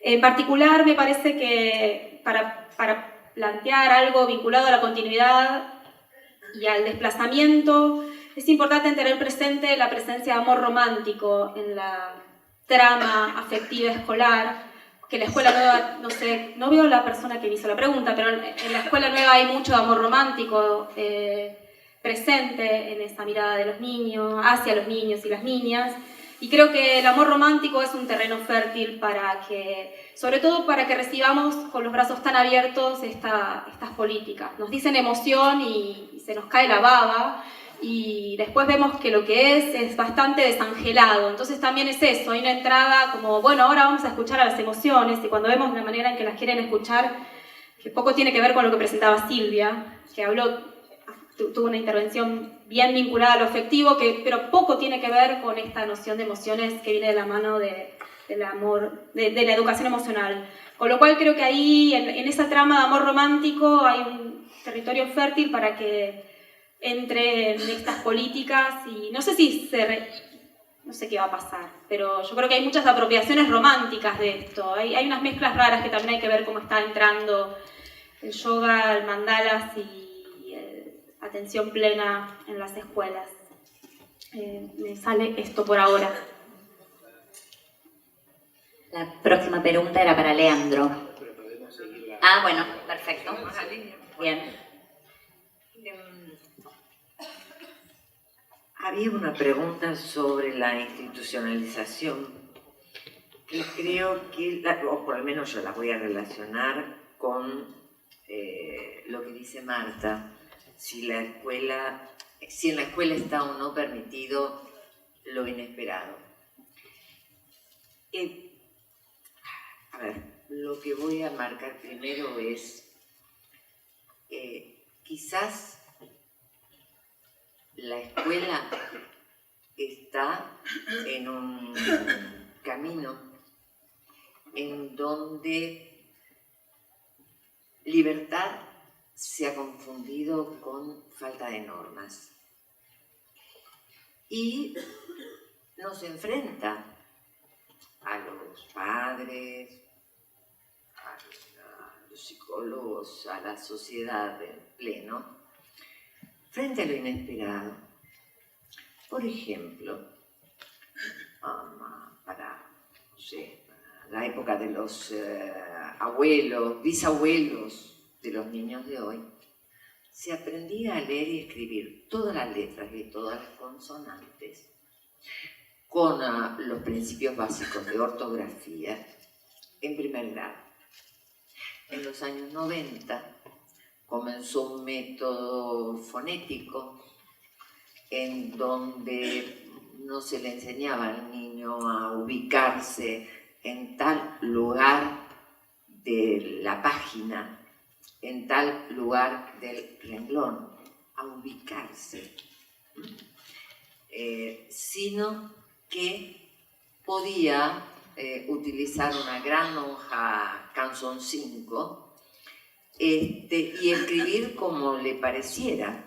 Y entonces escribía una K y una Z, y el niño llegaba a la casa diciendo, ¡ah, escribí casa! Es ponerlo en relación a la interdicción del nombre del padre, que funciona como una operación jurídica. Desde mi consideración, es la forma de acompañar a un sujeto en su proceso de institucionalización. Quiero referirme un poco a eso que flotaba por ahí acerca de la preocupación por la función. Henri Bergson, un filósofo, decía que o los posibles, o pensamos que la realidad, no estoy hablando acá en términos psicoanalíticos lacanianos, están ahí los posibles, o nos quedamos atrapados creyendo que hay que hacer coincidir el objetivo con la realidad. Que la realidad sería el lugar para hacerla coincidir con la función o con las expectativas. Spinoza tenía una pregunta muy grosa que es, no sabemos lo que puede un cuerpo. Nosotros, a partir de muchísimas investigaciones, pensamos a la escuela a partir de un territorio que conquista problemas. No tiene problemas, los problemas los tiene que conquistar. Y un problema es la apertura a una investigación que no pretende reparar, sino que pretende agregarle un plus a la existencia. Y para ser más concreta, quiero dar un ejemplo. En una escuela de Zabaleta, que está ubicada en la zona de Barracas, trabajamos con maestros que les habíamos pedido que nos trajeran, que nos mandaran por mail situaciones inquietantes que los tomaban en la escuela cotidianamente. Llegamos al otro día a la escuela, una maestra le dice, no, me olvidé de un detalle. Había mandado un choclazo sobre lo siguiente. Un niño le pegó a otro, yo quise sacarle el celular para llamar a su madre, me dijo, no me saques el celular, no llames a mi mamá porque me va a pegar con el cable de la plancha. Ergo, de la violencia del niño pasamos a la violencia de la madre. Por lo tanto, el repertorio de derivaciones, justicia, cana, psicólogas, psicopedagogas, y toda ruta estaba marcada. Hasta que en un momento ella dice, me olvidé de decir lo siguiente. Para nosotros fue lo más importante y luego armamos algo con eso. En un momento viene la madre y nos encontramos una profesora, ella y yo, hablando, 3 mujeres, no éramos maestra ni madre, 3 mujeres sobre la complejidad de la crianza en estos tiempos de agobios cotidianos. Entonces le dijimos, pará, ahí hay un problema interesante. ¿Cuál es? Complicidad de género. Complicidad de género. ¿Por qué es un problema interesante? En primer lugar, porque abre un universo de efectuaciones. Podemos hacer charlas en los barrios para ver si la crianza colectiva es posible y las formas que podría asumir, porque la cosa no es sin formas, solo que las formas o son prescriptas, o son morales, o son trascendentes, o nacen de esa sensibilidad inquietante que se encuentra con un problema que tenemos que poder pensarlo como hacer común ese problema. ¿Por qué le pedimos a esa madre desposeída de todo que sin embargo tenga la propiedad privada de su hijo? Entonces, no me interesa sostener preguntas en abstracto, lo que me interesa es conquistar problemas muy concretos que se puedan efectuar. Yo creo que perdemos a la escuela si navegamos en una retórica o en una discusión, argumentos contra argumentos sobre su función o no su función, y en cambio no la perdemos si rompemos con esa separación entre el concepto y el afecto, la razón y lo sensible, y tratamos de pensar problemas que permitan sumar costados o contornos inagotables a la existencia, y no ya agotados en repertorios terapéuticos, en repertorios pedagogizados, etc. Entonces, a mí me parece que es interesante preguntarnos, ¿qué puede una escuela? ¿Qué puede una escuela si toma nota de todas esas señales que son subrepticias, que están solapadas, pero que están en lo real? Solo habría que pensar las propensiones para efectuarlos bajo formas que no conocemos. Me parece, o por lo menos esa es nuestra experiencia, que por ahí abrimos un camino de debate que tal vez es más interesante que navegar en si función, no función. Bueno, habría bastante más sobre eso, pero no me quiero extender. Bueno, seré breve. Quieren saber que tenemos una segunda ronda antes del horario final. Yo creo que sí, no por casualidad, esa especie de pan-traumatismo actual, bueno, va de la mano de la educación emocional, más o menos lo mismo. Las palabras, los significantes varían dependiendo, bueno, de los contextos discursivos. Para la salud, el trauma generalizado, bueno, para la escuela, el bullying y la educación emocional. Sí, uno puede decir que es un momento freudiano. Lo que pasa es que yo en los últimos tiempos he tomado así una cuestión de método, podemos decir, de método de pensamiento, pensar que en realidad cada momento histórico es una bisagra entre un momento pre-freudiano y un momento freudiano. Si uno pone el momento freudiano del lado del deseo. Sí, yo creo que hay que tomar cuidado para no leer la historia de una forma lineal. Entonces, cada momento histórico es un momento de bisagra entre lo reprimido y el retorno de lo reprimido. Respecto a la cuestión escuela nueva, no sé, yo a veces tengo tendencia a pensar que si uno viviera en los años 30, 20, no sé, tal vez seríamos todos partidarios de la escuela nueva. Yo lo tomaría un poco con más de respeto. Lo cual no quiere decir, como siempre, está la buena parte y la mala parte en cada momento, en cada circunstancia histórica. Lo inesperado cae de un lado o cae del otro. Es claro que aquel momento donde hubo inclusive una sintonía entre los pedagogos de la escuela nueva y muchos de ellos se interesaron por el psicoanálisis y dieron lugar a lo que yo siempre digo son nuestros antecesores, el movimiento de la pedagogía psicoanalítica, palabra pedagogía que hoy en día nos puede causar un cierto escozor, y yo pasé durante muchos años tomando distancia, lo cual motivaba que mi amigo el chino entero me reprendía. ¿Pero qué tenés contra la palabra? Y en realidad yo creo que también si uno estuviera en los años 20, 30, no tendría ese problema que uno tiene hoy, cuando más aún viene el psicoanálisis, con la palabra pedagogía, porque la pedagogía era otra cosa. En ese sentido, los pelados de bigote del siglo XIX no eran señores tan tontos.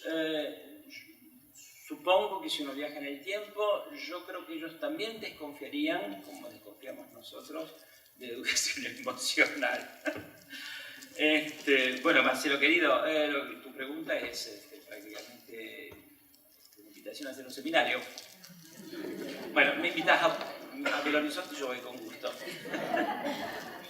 Pero sí, Ouro Preto. Ah, bueno, Ouro Preto. Bueno, pero sí, yo lo dije, la referencia, termino acá, Freud va a decir justamente que toda producción psíquica encierra algo de esa verdad histórica que debe ser construida, De ahí construcción que se derime en ese alejamiento.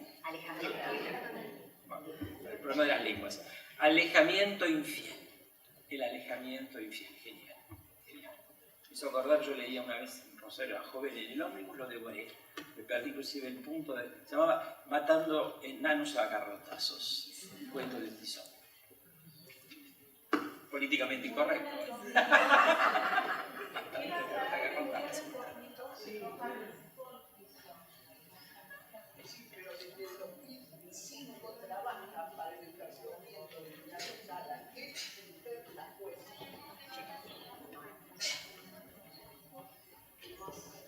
¿Tenemos más preguntas? A ver, Agostina, por acá tenemos una mano levantada en la primera fila. Voy yendo.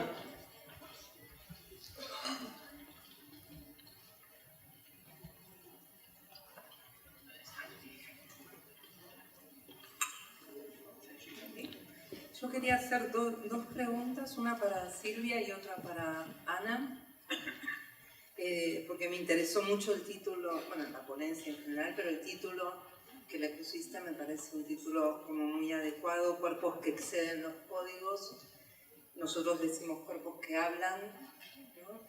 Y decías que el exceso no es lo que sobra, ¿no? Y entonces yo pensaba que efectivamente el exceso no es lo que sobra, pero es algo que no encuentra vías, no encuentra ese otro auxiliar que dé elementos de regulación. Y que, espera, por ahí es otro tema y te pregunto desde... Termino.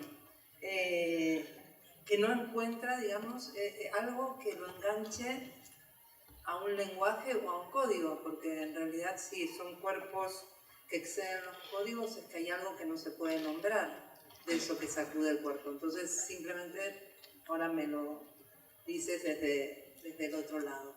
Y Ana, quería preguntarte si estarías de acuerdo, porque esta cuestión de la gestión de las emociones y la educación emocional es algo que en España también está muy presente y que también está no solamente dentro del ámbito educativo, sino dentro del ámbito de la clínica, ¿no? Es decir, aparece de diversas maneras o los clínicos son convocados a poder pensar talleres emocionales en lugares a donde los chicos están, etc. Si estarías de acuerdo, que es algo que yo he ido pensando hace tiempo, que es algo, lo de la gestión de las emociones aparece cuando en los manuales diagnósticos que imperan en el mundo clínico en este momento, que son el DSM, es en el momento en que desaparece la angustia como afecto fundamental en la clínica. Porque dentro de la gestión de las emociones, la angustia no tiene lugar, cosa que es acertado, porque la angustia no es una emoción, se trata de otra cosa, pero es cierto que es ante la desaparición de la angustia que empieza a imperar toda esta cuestión de que hay que gestionar la emoción del otro, y no la que te despierta el otro, que eso tendría más que ver con la angustia. Sí, me quedó una pregunta por allá. Perdón, ¿cuál era tu nombre? Así hablamos. Susana. ¿Para qué? Hay una pregunta más. Perdón.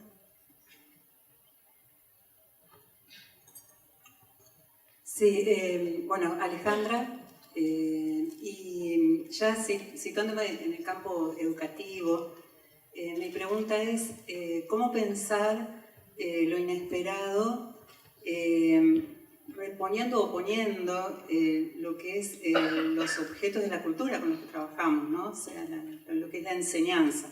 ¿Cómo pensar lo inesperado y los aportes que nos fueron planteando desde ese lugar?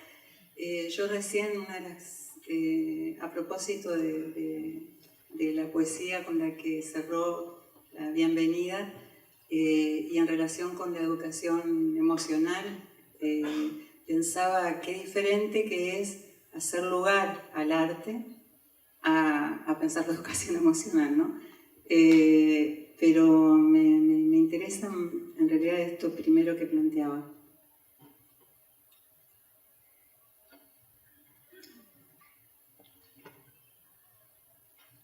¿Sí? No, me interesa algo de lo que decías uniéndolo con una lectura filosófica.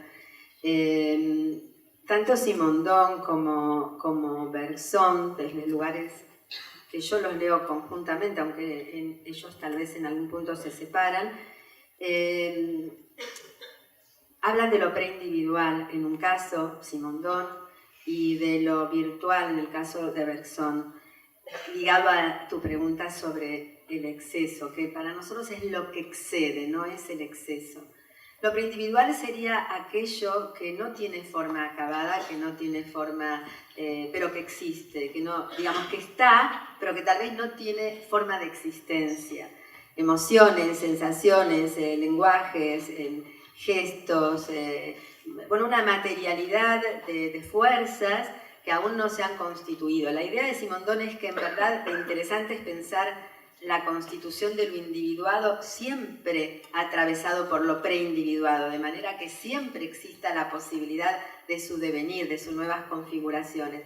Cuando nosotros pensamos lo que excede, lo que estamos pensando es una escuela que, y no en términos abstractos, sino concretos, la experiencia de la escuela haciéndose y probando formas que perforan un lenguaje escolar ya constituido, ya individuado, que perfora una representación ya agotada en términos de sentido. Entonces, lo que excede, les diría, lo que aún no hemos pensado, lo que todavía no hemos probado, pero sin embargo no es producto de nuestra imaginación utópica, es producto de una imaginación liberada por una aproximación muy fuerte con un plano de lo real que no es necesariamente, que no está racionalizado, que no lo digo en términos igualitos, que no está ya metido en un lenguaje que le da absoluto sentido, que no está codificado, ahí está, que no está del todo codificado. Entonces la idea de lo que excede tiene que ver con eso, con trazados que quieren bosquejar formas que exceden a las formas absolutamente constituidas y acabadas como, bueno, como cierto tipo de lenguaje, ¿no? Mellonic, bueno, francés, acá tal vez el compañero lo conozca, plantea mucho esta idea de que las palabras no están para significar, sino para hacerle algo a las cosas. Entonces, lo que excede sería cómo pensar la experiencia de la escuela haciéndole algo a una codificación tan fuerte en estos tiempos políticos, donde todo está absolutamente codificado, y lo que planteaba un poco Ana, tal vez también se puede pensar, ¿no?, en la codificación de la emoción. Igual da para un montón, pero bueno, es por ahí. Frente a la insistencia de la cuestión de, bueno, cómo se produce lo inesperado, cómo tratarlo, etcétera, etcétera, cómo jugar una suerte de intersección entre el sujeto y el otro, entre el sujeto y la escuela. Recuerdo conversaciones, y voy a citar un libro, Ceremonias Mínimas, y voy a citar a una autora, Mercedes Minicelli. Yo creo que allí ella nos da aliento, nos muestra sus resistidas y sus desafíos. Y bueno, a todos los actores que intervienen en una escuela deberán poder construir modos, ya sea el saludo a la bandera, algo que se ha perdido en las escuelas,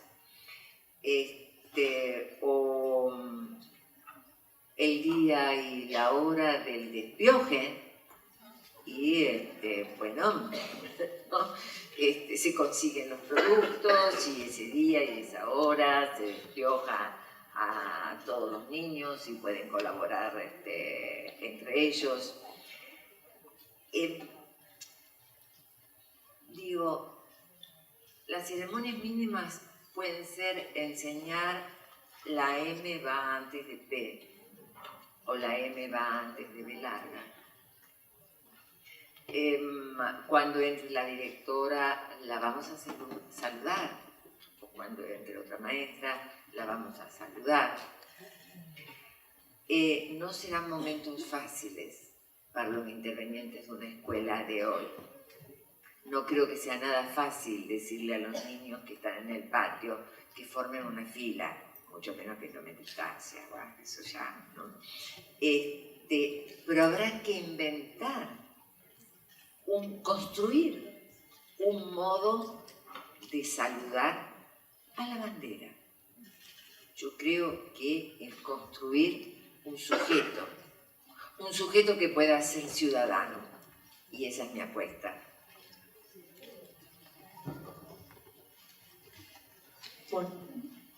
Bueno, gracias por el comentario, de la presencia de la gestión emocional también en la clínica. No sabía este detalle de que coincide con la desaparición de la angustia.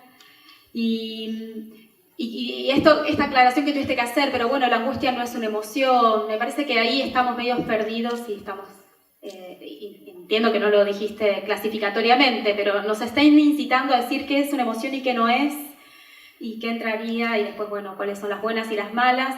Y hay una autora, una feminista que se llama Sara Ahmed, que dice que no importa lo que las emociones son, sino sus efectos, lo que las emociones hacen. Entonces no se trata de decir si la angustia es o no es una emoción, sino qué pasa con la angustia y por qué salió de aquellos manuales. Y cuando te escuchaba pensaba en el riesgo de, ante la educación emocional, ser un poco especular es como mantenerse dentro de su lógica y responderla especularmente. Entonces, celebrar las emociones negativas.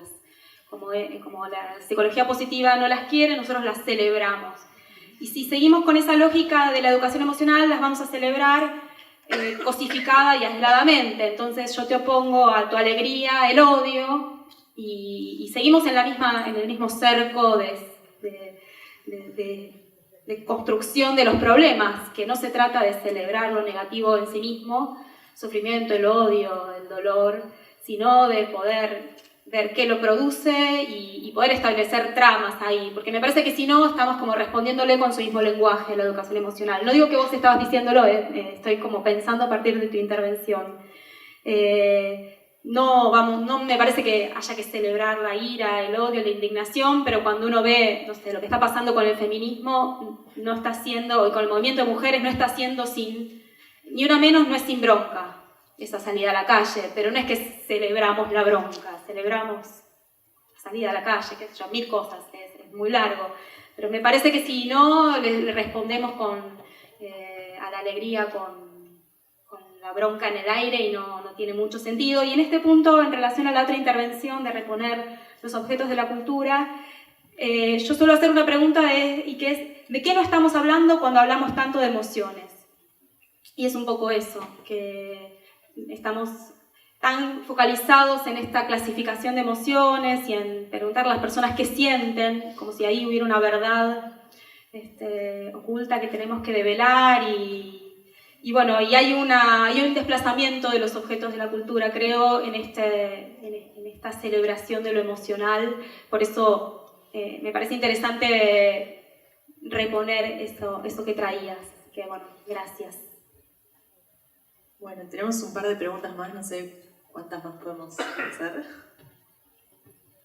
Y damos lugar a dos preguntas preguntas. concisitas, porque ya estamos muy sobre la hora.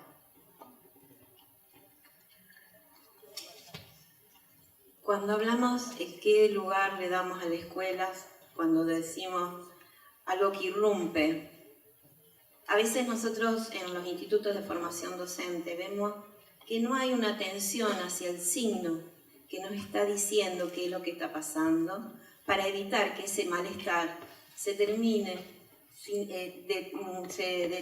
como un síntoma que no va a permitir un normal desarrollo de las cátedras. Esos signos se deben enseñar en el momento de la formación para que después los docentes no digan no entiendo a estos chicos, cuando en realidad los niños a través de su movimiento y el cuerpo nos están expresando cosas. El silencio para ellos, al no poder expresar las palabras, porque lamentablemente a veces no se entiende cómo se enseña, lo expresan a través del cuerpo. Entonces ese recrear el vínculo, la generación del vínculo educativo, nos está pidiendo de poner al ser hablante en el momento de la conversación. ¿Qué quiere decir? Siempre estamos observando hacia afuera. Esas microhistorias nos están diciendo cosas a las cuales las vamos a seguir trabajando desde la lógica del todo, como algo universal, donde evitamos que estos alumnos en formación puedan ser creativos, puedan innovar, porque todo se lo tenemos que dar ya armado. ¿Por qué nosotros tenemos que pensar que ellos no están capacitados para encontrar en esos signos esas respuestas para que no sean irrupciones a las cuales la escuela crola frente a algo que es lo cotidiano? Puntualizo cuál es el valor de la escuela, que a veces desde el psicoanálisis en la conversación hablamos que es un lugar de cura.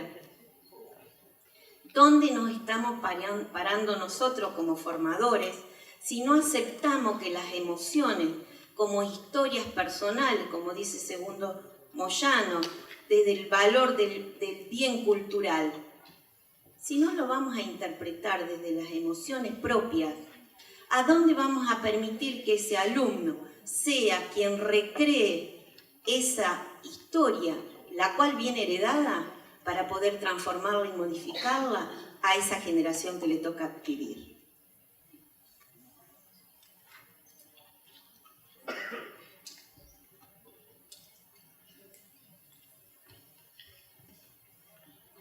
Esta pregunta es para Ana. Nombraste a Byung-Chul Han y me gustaría saber qué otros subrayados haces en esto que plantea. Creo que, bueno, todas estas exigencias que tiene el sujeto, lejos de hacerlo revolucionario, lo deprime. Y, bueno, toda esta cuestión del tú puedes y de la recarga. Si podés contarnos qué otros aportes, qué has leído, qué lecturas podés también compartir.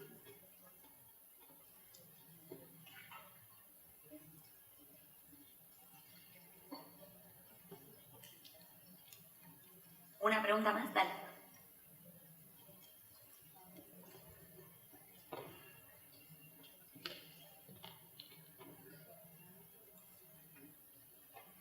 Un comentario breve, nada más. No podía dejar de pensar en cómo la irrupción de lo inesperado y de lo traumático en las escenas cotidianas impacta en aquellas situaciones que, excediendo el marco institucional de la escuela, trascienden al escenario judicial. Y entonces, ¿de qué manera quizás tenemos hoy una herramienta de trabajo, ¿no? Además de la necesidad de sentarnos a conversar entre los unos y los otros, que me parece que cuando Perla decía, bueno, ¿cómo dirimimos o cómo hacemos? Hay una forma de hacer que es sentarnos a conversar y a ver qué es lo que se puede proponer en cualquiera de los lugares, incluyendo a la escuela, incluyendo a estas formas tan virulentas a veces, ¿no? De hacer lugar a lo que se tiene ganas de decir, y que es el trabajo con el nuevo Código Civil y Comercial. Hay un texto que nos puede llegar a reunir en un trabajo así de letra, de debate, de discusión, que nos produce estamos todos bajo la misma trama y a lo mejor no lo estamos sabiendo, y que realmente tiene posibilidades y aperturas para tener como una razón por la cual generar ciertas conversaciones con los padres, con los docentes, con los directivos. Me parece que hay algo que puede aportar una novedad a ciertos debates que terminan, o a ciertas intervenciones que terminan encerrándose en sí mismas. Bueno, es un pensamiento en voz alta que quería compartir con ustedes. De hecho, acá tenemos gente de los distintos escenarios hoy, y que supongo que al escucharlos a ustedes también les haría eco en cuando esas escenas se llevan al otro campo, ¿no? E irrumpen en denuncias por violencia, denuncias por... Y ahí empieza otra situación en la cual muchas veces uno diría, bueno, si esto hubiéramos tenido la oportunidad de conversarlo antes, o a veces no. Nada, me parece que es algo que tenemos como abrir el juego para nutrir nuestras conversaciones con un texto común que nos da letra para nuevos debates.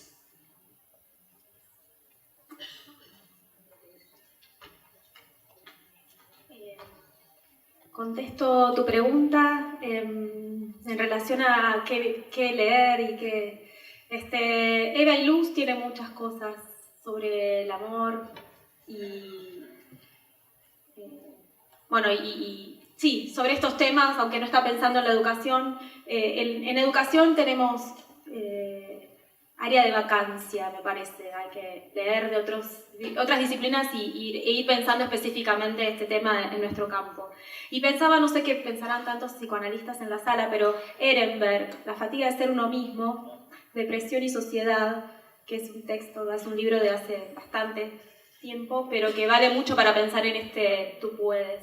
A mí, cuando lo leí la primera vez, me resultó muy esclarecedor. Eso.